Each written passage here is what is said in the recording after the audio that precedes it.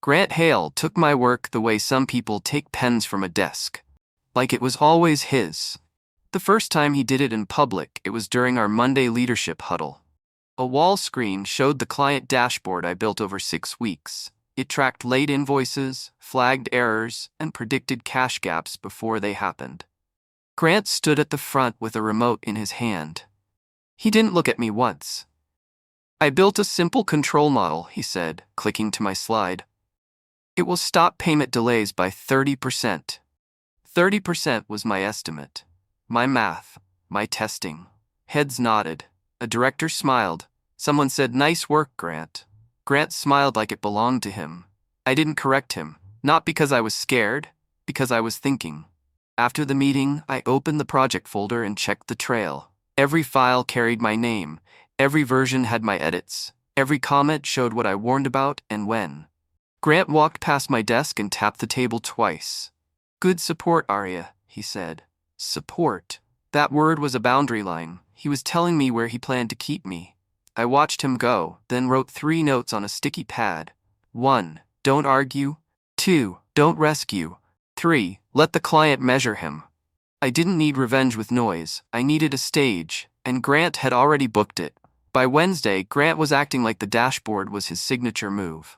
He used it in emails to leadership. He shared screenshots in group chats. He said my model so often it started sounding normal. That's how theft works in offices. Repeat it until no one questions it. I kept building quietly. I cleaned the data rules. I tightened the error flags. I wrote a fallback path if the client's feed failed. All the hard parts Grant never asked about. He only asked for slides. Late that afternoon, Grant leaned on the edge of my desk. "Client review next week," he said. "They want the story. Keep it simple." "Simple for who?" I asked. He smiled without humor. "For them, and for me." That told me what he really wanted. A script he could read. A surface he could sell. I nodded. "Okay." He walked away satisfied. He thought, okay meant obedience. It didn't. It meant I was done saving him in advance. That night, I opened a fresh document and listed every question the client would ask if they were serious. Not "what does it do" questions. Real questions. Edge cases. Audit trails, failure recovery, ownership, decision logic. Grant didn't know those answers. He didn't need to, while I kept filling the silence. So I changed one thing. I stopped filling it. The client was Marlowe Retail. Their CFO was known for calm, sharp questions that cut through fluff. Her name was Celine Price. She didn't shout, she didn't threaten, she just asked until the truth showed itself. When the meeting invite arrived, Grant forwarded it to me with one line: "Attend and support." I replied with one word: "Noted." On Friday, Grant called me into his office. He closed the door like it was a favor. "Arya," he said, "I'll lead. You'll jump in if they get too technical." I held my face steady. "Define too technical." He waved a hand. "You know what I mean." I did. He meant the moment he would start guessing. I nodded again. "Sure." Grant watched me like he was checking for attitude. He didn't find any. Because I wasn't emotional. I was organized. Back at my desk, I prepared 2 folders. One folder was what Grant had: slides, talking points, clean charts. The other folder was what the system really needed: logs, rules, test notes, and the recovery map. I didn't hide it. I didn't delete it. I just kept it mine. If Grant wanted to claim the work, he could also carry the weight. Clients don't clap for stories. They pay for answers. The review started at 10 a.m. sharp. Grant opened with confidence. He praised the new model. He highlighted the graphs. He spoke in smooth lines like a man reading a victory speech. Celine Price listened without reacting. Then she asked, "What happens if the vendor feed sends duplicate invoice IDs?" Grant didn't blink. "The system catches duplicates." Celine tilted her head. "How?" Grant glanced at the screen, then at me. He expected me to jump in like always. I stayed still. He cleared his throat. "It compares entries." Celine nodded once. "Against what key?" Grant's smile tightened. "The standard key." Celine's voice stayed soft. "What is the standard key?" Silence spread across the call. I could hear Grant's breathing through his mic. He looked at me again. His eyes weren't confident. They were asking. Celine waited. That was her skill. She didn't rush people. She let them hang themselves with time. Grant tried again. It's based on the invoice voice structure. Celine didn't move. Show me. Grant clicked too fast. He opened the wrong tab. He went back. He searched. He didn't know where anything was because he had never built it. He had only presented it. I looked down at my notes and did nothing. Not because I wanted him to fail, because he had already chosen to stand alone. Celine didn't attack. She just kept pulling. Where is the audit log stored? She asked. Grant answered, in the system. What system? She replied. Grant's face flashed on my screen, slightly red now. Our internal system. Celine's tone didn't change. Name it. Grant hesitated. That hesitation was louder than any confession. Then Celine asked the question I had been waiting for. Grant, she said, who wrote the logic rules? I want to hear from the person who designed the decision steps. Grant sat up straighter. I did, Celine nodded slowly. Great, then walk me through Rule 4B, the one that blocks payment when the tax field is blank. Grant froze. Rule 4B was my patch. I added it after catching an error that could trigger wrong payments. Grant didn't even know it existed. His eyes moved to me again. I didn't look away. I didn't glare. I didn't help. I just watched him, calm and quiet, as the room waited. Celine didn't fill the silence. She let it grow until it became evidence. Then she said, if you can't explain your own rule, we need to pause implementation. That landed hard. Not dramatic, just final. And I knew something then. This wasn't a meeting anymore. It was a test. And Grant had no answers. Grant ended the call early, not with anger, with control, or what he thought was control. We'll follow up, he said, cutting the screen to black. The room stayed quiet for a moment. Then Grant turned to me. You could have stepped in, he said. I met his eyes. You told her you designed it. He stared like he was deciding whether to argue or threaten. He chose neither. Next time, he said slowly, don't freeze. I nodded. I didn't freeze. That answer bothered him more than silence. He left without another word. By noon, my inbox filled with short messages from leadership. None asked what happened. All asked what came next. I replied carefully. I explained risks. I outlined steps. I attached logs. Facts only. No blame. At 3 p.m., Grant called another meeting for the next morning. Client included. Senior leadership included. The subject line read, technical clarification. That told me everything. He wasn't done pretending. He thought one clean explanation would reset the room. I knew better, because once a client smells uncertainty, they don't forget it, they test it. I went home that night and reviewed my second folder again. Not to prepare to speak, but to be sure I wouldn't. The second meeting felt colder. Grant spoke less. He avoided big claims. He leaned heavily on slides. Celine Price watched him closely. She let him finish before asking, before we continue, who owns maintenance if this logic fails in production? Grant answered quickly. My team. Celine nodded. Which role specifically? Grant hesitated. The support team. She looked at him. Which person? Grant's eyes moved to me again, this time slower. I didn't look away. I also didn't answer. Celine noticed. She shifted slightly and said, Arya, what is your role? Grant opened his mouth, but Celine held up a hand. I asked her. I spoke calmly. I built the logic and the recovery rules. Grant stiffened. Celine leaned forward. Then why am I hearing explanations from someone else? Grant cut in fast. I oversee. Celine stopped him. Oversight is not authorship. That sentence landed harder than anything before it. No shouting, no accusation, just precision. Celine turned back to me. Can you answer the questions directly? I nodded once. Yes. Grant didn't look at me again. And just like that, the room rebalanced. I didn't rush. I explained the system the way it was built. Slowly, in order, with reasons. Celine asked real questions. I answered them. Leadership listened. Grant sat silent. Halfway through, Celine said something that ended the illusion. We were told this was Grant's model, she said. That's not accurate. No one corrected her. Grant didn't interrupt. I finished the walkthrough and stopped speaking. Celine closed her notebook. Thank you. This is what we needed. Then she added, we'll need to revise ownership before proceeding. That was the line. Ownership. After the call, Grant stayed seated while others left. When the door closed, he looked up at me. His voice was flat. You planned this. I shook my head. I planned my work. You planned your credit. He laughed once without humor. You embarrassed me. I kept my voice even. You introduced yourself. That ended the conversation. HR sent a follow-up meeting request an hour later, leadership included. Grant wasn't copied. That told me the next phase had started. Not emotional, administrative, the kind that sticks. HR didn't ask dramatic questions. They asked timelines. Who built what? When? Why decisions were made? I answered with dates and documents. Grant answered with summaries. The difference was visible. At the end, HR said, we need to correct the record with the client. No apology, just correction. That was worse for Grant. By afternoon, the org chart updated. My role changed. My reporting line shifted. Grant lost nothing on paper, but he lost something else. Access. People stopped routing answers through him. They went to the source.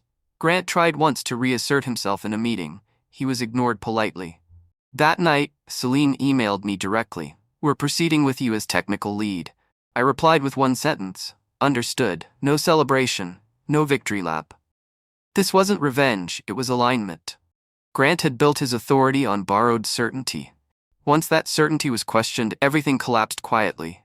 That's how systems fail. Not loudly. All at once.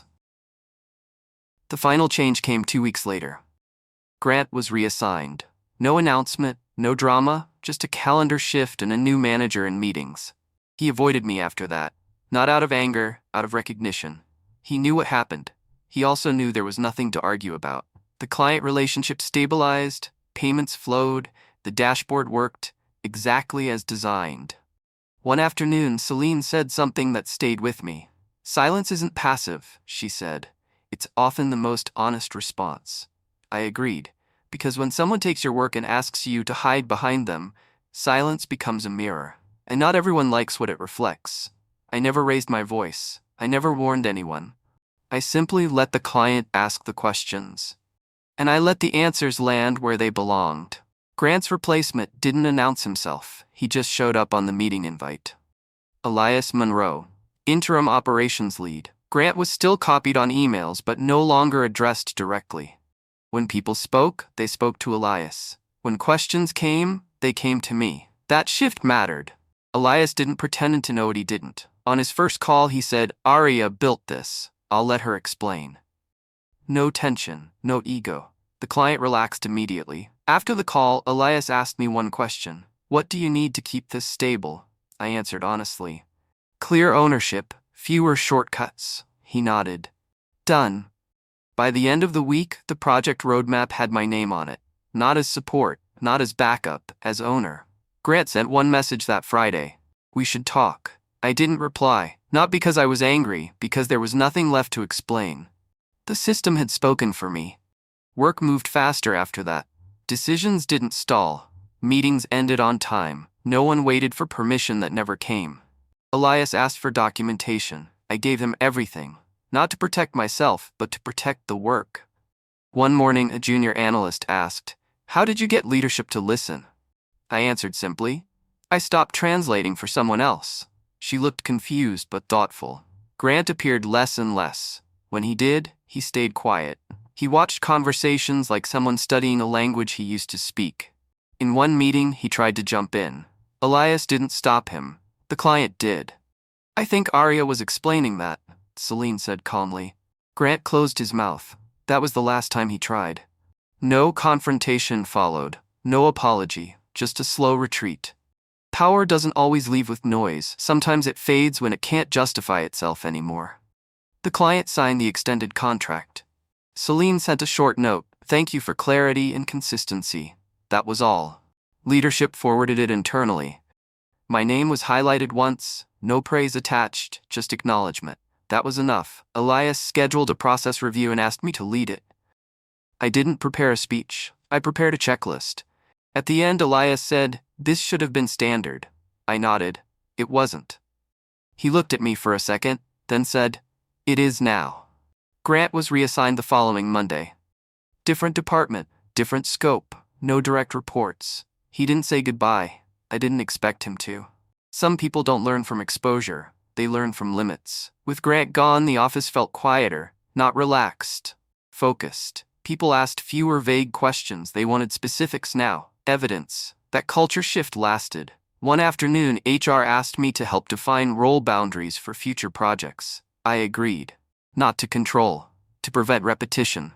The document was simple: ownership, accountability, escalation paths, no room for confusion. When it rolled out, I saw relief on a few faces, especially the quiet ones. At home, I thought about how easily this could have gone differently if I had corrected Grant publicly, if I had argued, if I had stormed into HR early. None of that would have worked, because Grant didn't fear conflict, he feared precision, and precision doesn't shout, it waits. The last time I saw Grant was in the elevator, just the two of us. He looked thinner, tired. "You could have warned me," he said suddenly. I looked straight ahead. "You warned yourself." He laughed once. "You knew." "Yes." "Why didn't you say anything?" The elevator stopped. Doors opened. I stepped out and turned to him. "Because you wouldn't have listened," I said. "You would have argued."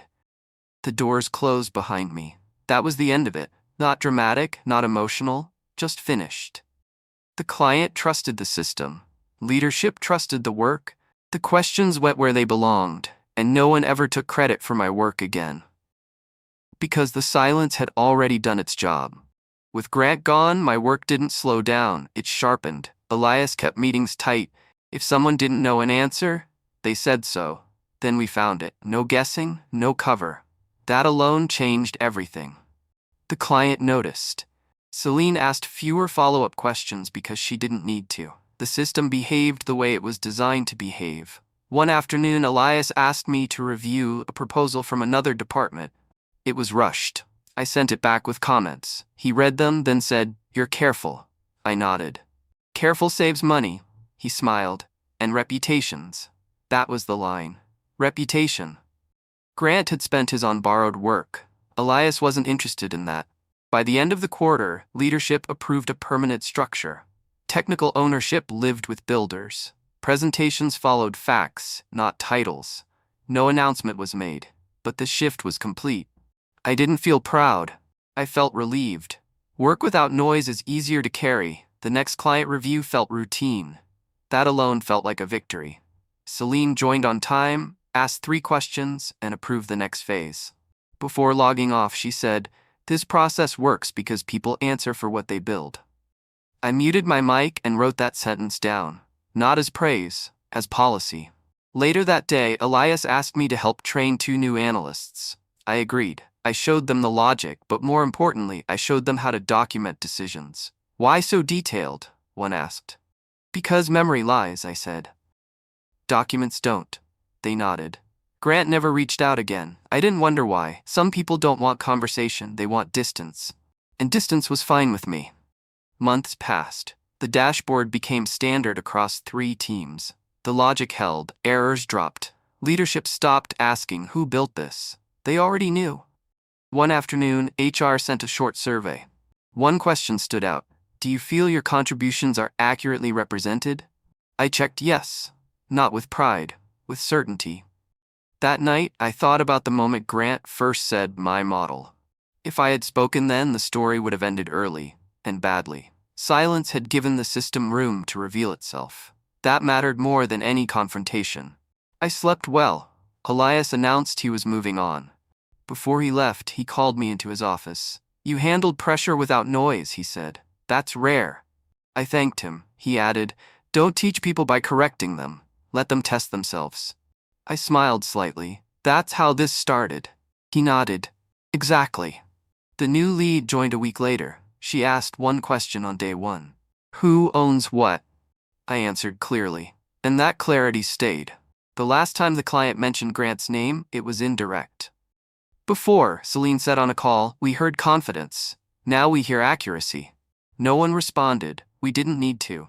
I closed my laptop after the call and sat still for a moment. The work spoke. The questions landed. Nothing else was required. The new rhythm settled in quietly. Meetings were shorter. Emails were clearer. No one tried to sound smarter than the work allowed. I kept building. That was always my strength. One afternoon, I noticed a familiar pattern in a draft report. The structure looked rushed. The assumptions were thin. I flagged it and sent it back with notes. The analyst replied, "Thanks, I didn't want to guess." That sentence mattered. Guessing used to be rewarded. Confidence used to win over clarity. Not anymore. The system had learned. A year after the review, Celine visited the office in person. She met the team, shook hands, asked direct questions. When she got to me, she said, "You're the one who explains things without defending them." I nodded. "If it works, it doesn't need defense." She smiled. "Exactly." Later, she spoke to leadership privately. I didn't ask what she said. I didn't need to. Grant's name came up once more. HR asked if I would be willing to clarify historical ownership for documentation. I provided timelines, files, dates, no opinions, just facts. They thanked me and closed the request. That was the end of it. No apology came, none was needed. The record stood on its own. On my anniversary at the company, Elias's replacement sent a short message. "Thank you for building things that last." I saved it, not because of the praise, but because it confirmed something simple. I didn't win by speaking louder. I won by stepping back and letting questions fall where they belonged. I still think about that meeting sometimes, the silence, the pause, the way the room waited. That was the moment everything changed. Not because I planned revenge, but because I stopped protecting someone else's story. Now when clients ask questions, I answer. When they don't, I keep working. That's enough. The work holds.